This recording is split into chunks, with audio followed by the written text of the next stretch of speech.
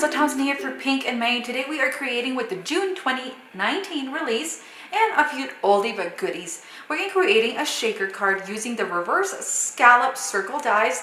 These are absolutely beautiful. They're pink. We're going to be using that center circle. And let me tell you, I love that they're all pre-cut. And the reason why is that you don't have any little things that poke you. We're also going to be using the magical stamps and dies. And we're going to be using one of the sentiments. Hope your day is, and then we're going to be using the magical. Also, we're going to be using some of the little sparkly stars for our shaker. So let's get started. Alright guys, so I have all the elements pre-cut and all of them been cut from watercolor cardstock that I got at Hobby Lobby. And this is the beautiful scallop circles. Let me try to pull this up so you can see it. It's just beautiful. It has a lot of detail and it's going to be really fun to watercolor. So we're going to begin doing a bit of watercolor with our inks. I have a piece of acetate because I want to protect my surface. And we're going to begin with a very light blue. And we're just going to, honestly, to save some time, we're going to place all the colors that we're going to use on our piece of acetate. This is going to allow us to just grab the color. You can also use a bit of packaging. If you don't have that, you can use the back part acetate of your stamps. And last but not least, you could do it on your acrylic block.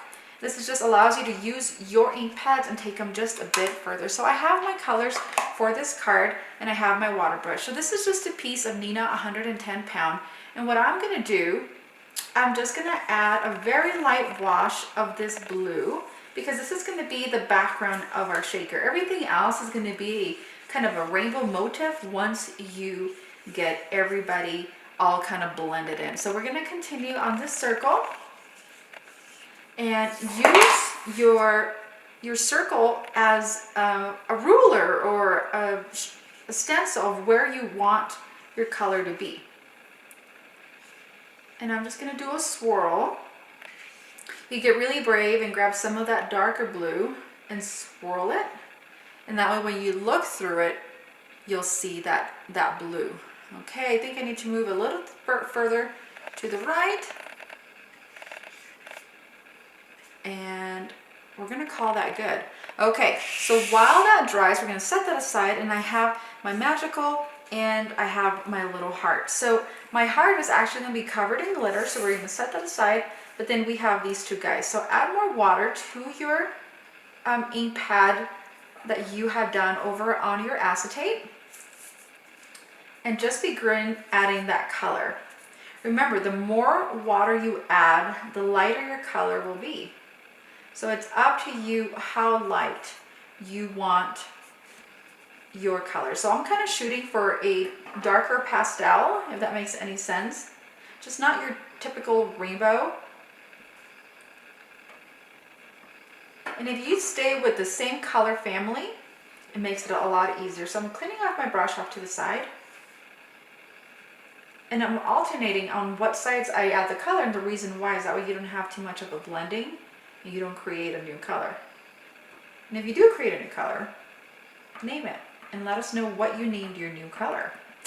All right, we're going to move on to our yellow. So you can see my brush is really wet, so I'm going to dry that up a little more before I go get some more of this yellow. Dab it on, let that dry. Come on over. Let that one dry. Come back over here. Grab more of this yellow. And I need more of the blue. So I'm going to clean this off. Come back with my baby blue.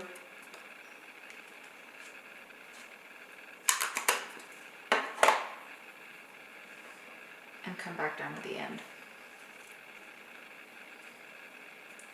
And don't be afraid to layer on your colors. Okay.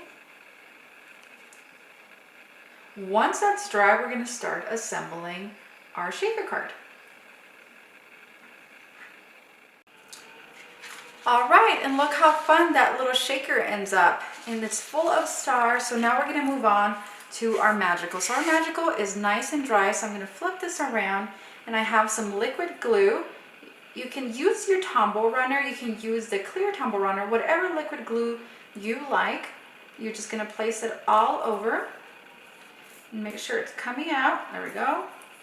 And what I like to do is just do like one little drop and then grab it and then use the nozzle to really place the adhesive where you want it. So just gonna dab it all.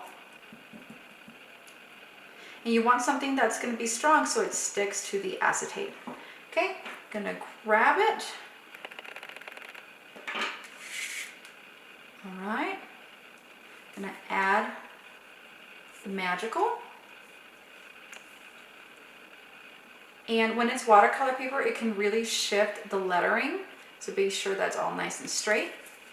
All right, now we're gonna move on to our heart. So I have our watercolor heart that I decided I was gonna leave plain white. So all I'm gonna do is grab more of my glue, gonna use my finger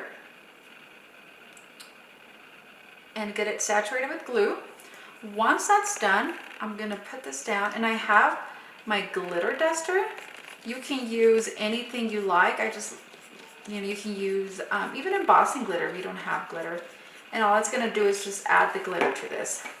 We're gonna add a drop to the acetate, and again, you want it to be some adhesive that's gonna be nice and strong. We're gonna grab a corner of this heart, and we're gonna place it right on the center of the card. So we're gonna move this even further. There we go. So we're just gonna press this down, and we're gonna let that dry. While that dries, I have a piece of watercolor cardstock that I left nice and white, but I wanted the same texture of the watercolor cardstock to the strip. So now we're gonna stamp the sentiment.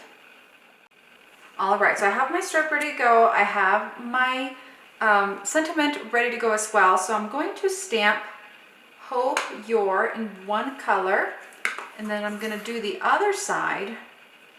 And that's okay if there's a bit of an overlap. It's gonna create a really pretty color that is gonna be great, and it's gonna match the rest of this. So when you are watercoloring with inks, this is one of the benefits, that you can get your stamping and your watercolor to match. I'm gonna place some foam adhesive on the back, and we're gonna mount. Okay, I'm going to mount this right on top of the magical, kind of overlapping, make sure it's nice and straight. And once you're happy with that, we're just gonna flip this over. And I like to have my strips be just a little bit longer, because then I can go ahead and cut off the excess, and that way it's straight and it matches the line on the card base, and that does it. Look how fun at this shaker card that we got going here. You got glitter, you got stars, you got watercolors. It's a really fun pastel shaker card using the newest June 2018 Scallop Dies. Thank you so much. Have a great day.